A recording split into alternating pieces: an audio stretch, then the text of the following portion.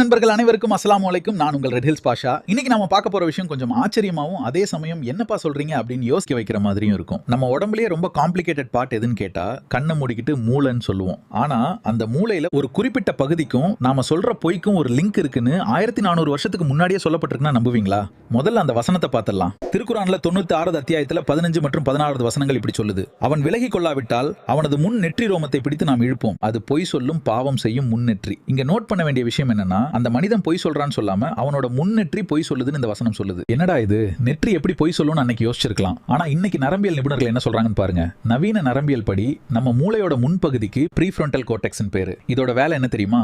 திட்டமிடுதல், முடிவெடுத்தல், அப்புறம் மிக முக்கியமா ஒருத்தனோட ஆளுமை. நாம ஒரு உண்மையை மறைச்சு பொய் சொல்லணும்னு முடிவு பண்றோம்ல, அந்த மோட்டிவேஷன் எங்கிருந்து வருதுன்னா இந்த முன் நெற்றி பகுதியிலிருந்து தான் வருது. இதைத்தான் கட்டுப்பாட்டு அறை, கண்ட்ரோல் ரூம் அப்படின்னு சொல்றாங்க.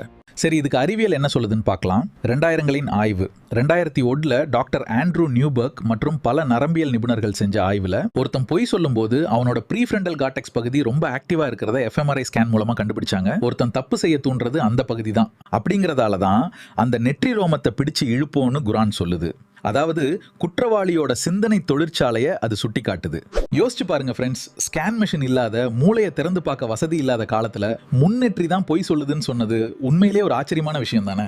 அறிவியலும் ஆன்மீகமும் இந்த இடத்துல கை கோர்க்கிறத பார்க்கும்போது ரொம்பவே வியப்பா இருக்கு. உங்களுக்கு இதை பத்தி என்ன தோணுதுன்னு கமெண்ட்ல சொல்லுங்க. அடுத்த வீடியோல சந்திப்போம்.